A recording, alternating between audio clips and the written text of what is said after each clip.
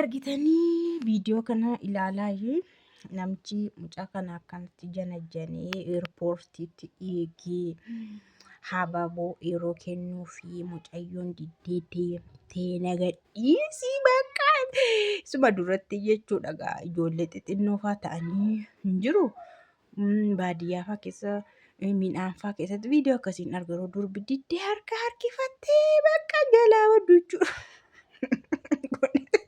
Kunis jira jechuudha magaalaa guguddaa irratti dhufee bakka akkasitti harkaa diddee namichichi sheemiin qabe sanuu kaameraamaanii bakka jirutti kaameraan viidiyoo waraabaa suuraa illee kaasaa kaameramaaniin al tokkotti viidiyoo suuraas kaasaa ture. Dubartoonni namoonni simannaadhaaf dhufanis jiru karaa isaati baay'ee namoonni sun hunduu karaa namichaatidha. Saawuz Afrikaattiidha simmooti. Nagaan siniif haa ta'u kabajamtoota hordoftoota akkam jirtu nagaa keessanii ani baay'ee nagaa ku galata waaqaa ta'u baga jiraattan baga har'a geessanii. Egaa viidiyoon akkasii darbite gaduma nuu baati isiniin jedha. Isin egaa mudannoo akkanaatu isin mudate maal gootu nama isin takka argitanii beekne wayii jinjanaadhaan tajanaajantanii gaafa isin dhuftan namni sun otoo isin jalaa qayyarame namni sun osoo isin jalaa manazzarame eerpoortiitti nama isin sammuu keessan keessaa qabdaniif argaa ooltan kan biraa ta'e. Kan dhufee sin haammachuudhaaf habaaboo sinii kennummoo nama sin takka argitanii hin beekne iyyuu ta'e maal gootu isin immoo lafatti daffa'amtanii boosu.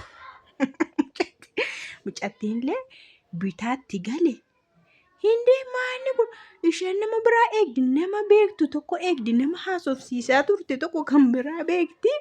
Isatu fi habaaboo naa kennee ol na fuudhee shirna godhee na naannessee bakka hin gaggamnatte mucaa xiqqishuun kun eegdi katafinni itti jedhu isa kana jechuudha. Haqee shaw jedheen habaabootti kennu maanni kun habaaboo harkaa fudhatteesh. Haammannaan waansa galuu fi didee naammanni harka ol fuute. Ishee footoo kanana footoo wayii kaase. Lammatanaan diddina gadhiisetteen deemtu seetani. Otoo isin ta'e maal gootu egaa akkasidha namni kun mucatti kana karaa onlaayiniiti kan haasofsiisamaa turte nama biraa haasofsiisaa ture. Nama biraatu seeraan haasofsiisee jaalala ishee qabsiisee sanuu isatti fudhata Saawuz Afrikaatti ta'a jechuudha dubbiin kun. Wanti kun mucaan keessan akkuma keessan jaalalaanii dhugamtee jaalalaan nyaatamtee qaxxalaxxettee piroosesii godhamee fi erganii fi viizaa erganii fi asii kaatee isinii deemte jechuudha.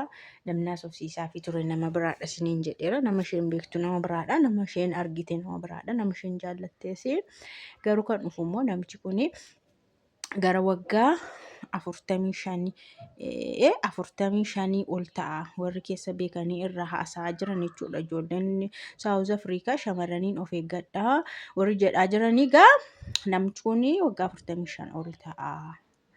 Mucattiin garuu waggaa 19 reef baqa xinnoodha. Yaa fuula ishii yoo ilaaltan sirriitti dhuguma xinnoodha nama azzansiisti xiqqishuu wayiitidha.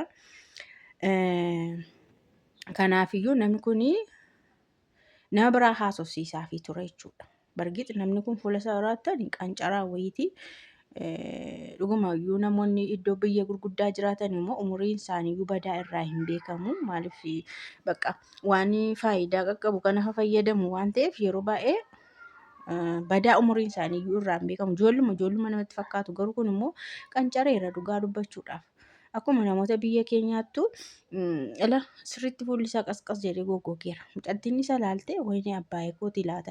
Dhuguma 45 fi 19 gidduutti ilaaltaniyyuu abbaa fi ijoolleen ta'anii.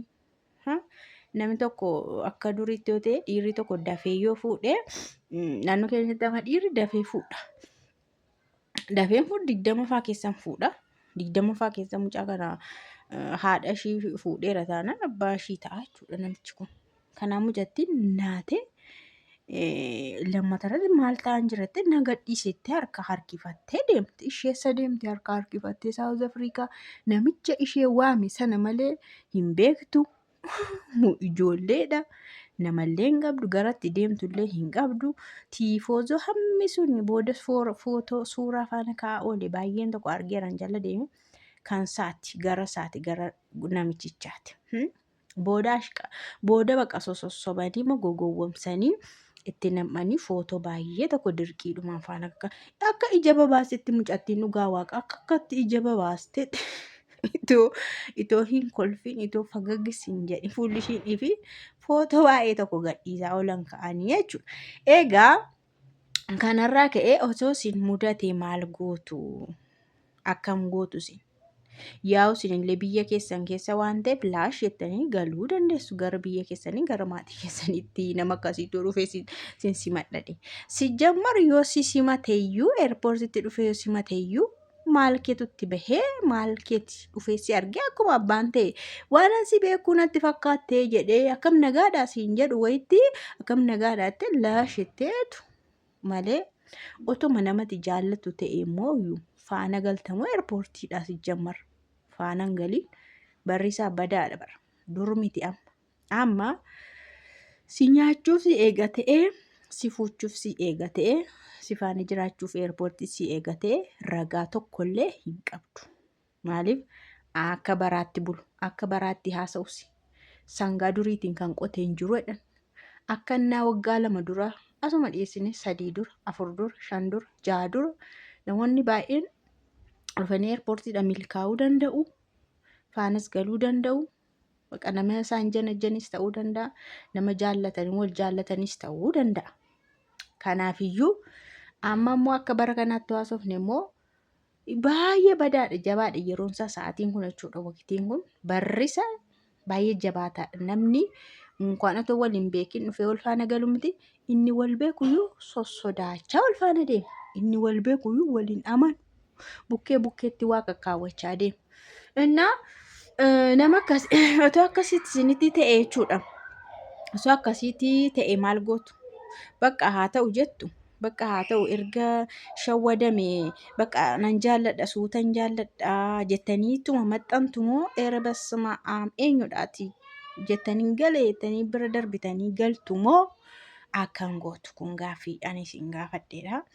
Haa ta'u malee walumaa galatti nama tokko jechuudha yeroo wanti hundumtuu amma onlaayiniidha mukaanii wal baruu miti biizinasiin onlaayiniidha waan hundumaa xalabaanuyyuu onlaayiniidhaan xalabattaa jechuudha. Itoophiyaa keessas jira waan hundumtuu onlaayiniidhaan waan ati ajajattee si dhufu amma immoo biyyuma keessa taa'ayyuu namni onlaayiniimaan wal baree qaamaan wal argaa inni kun rakkoo qabu noormaaliidha.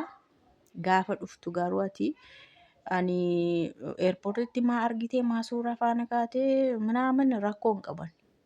Ufeesi arguu danda'a si dubbisuu illee danda'a habaabollee si kennuu danda'a iddoo sana miti rakkoo hin jiru. Achitti yoo si argellee tiisu noormaaliidha. Maatii kees qopheeffattee warra kees qopheeffattee maal goota argitee ol dubbistee lasheennan maatii kee faana galuu qabda. Warra kee faana galtaa achi booda qorannaaf qo'annaatti deebita abbaa ta'e. Malee waan dura haasaa turte waggaa 2 haasofne waggaa 5 haasofne maal haasofne kun si ragaa waan hin taanee fi ragaa waan si hin taanee fi wanti isa qabattu waan hin taanee fi suuta kanatti itti deemtu jechuudha. Suuta ilaalaa itti dhidhiyaachaa amma tokko qorachaa baqa akkatti itti deemu malee inni akka durii zaw jedhanitti seenan hin jiru. Abbaate madooshaa mana kaawwatee si eeguu danda'a. Ani warreen eerpoortiidhaa dhufanii dhiira faana galan keessa haga yoona waanan hin irraanfanne maalidha seetanii viidiyoo isaa waanan ilaalee fi warri yeroo dhufanii bu'aan viidiyoon isaas waraabamee magaalaa Finfinnee kana keessatti namchi tokko jechuudha. Namchi tokko janajjanee akkasumatti intaloo tokko biyya Arabaatii fidate san warra shimaatti dhuma ji'a kanaa irratti dhufette. Dhuma ji'a kanaa jechuun 20 keessa jechuudha. 20 keessatti isa garuu jalqaba ji'aatti dhufte. Guyyoota 1-2 amma 10 jiran keessa dhufte kana jechuun hamma kana isa faana bashannantee kaateetu giiftiin booda gara warra ishii dhaqxi. Akkasii yaanni garuu namichi eerpoortiidhaa dhufee fuudhii gali mana kireeffate mana xinnoo tokko keessa qaba achitti gashi. Isheen komaanni nyaatanii dhuganii maal jedhanii maalidha fuudhee gallamaan mataa dura kaawwatamu maal godha?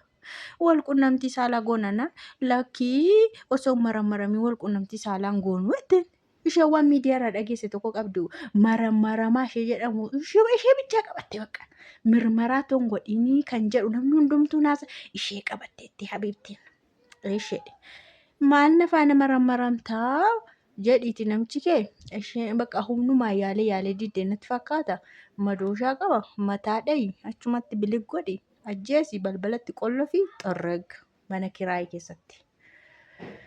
Innaa akkasti mucatti lubbuu ishii dhabdee maatiin ishiillee dhuma ji'aanuun jettee jedhaniitu isaanillee akka ishiin jara sobdellee haasa'aa turan jechuudha. Bakka namichi qabamee hidhameera garuu seerri to'ateera maal godhare maal godha. Innaa waan akkasiillee baay'ee jiraan kanan irraanfadhu warra 3 bulee 4 bulee warratti deebi'ee maal zarafame illee haa ta'u qabeenya dhabanii waan tokko dhadhabaniiru. Isheen akkanatti lubbuun ishii darbe garuu agayyoonaan hin irraanfadhu kun waan baay'ee jira waan ta'eef sireessii sin gaafata of eeggannoo sin gaafata yeroo ammaa namni nama jaallatu sin jiru namni namaa yaadu sin jiru waan ta'e sirraa barbaada deema dubartii yoo ta'e Itoophiyaa keessa bashiidha ishee qeenxiidhaan deemtu argitan mitiisin akkatti warri Itoophiyaa uffatan dhugaa waaqa maraxanii filatanii uffatu abbaate uffataate achii fiddee dhuftu summuniidha namni sirkaa fuudhu hin jiru uffata ati tuultee fiddu.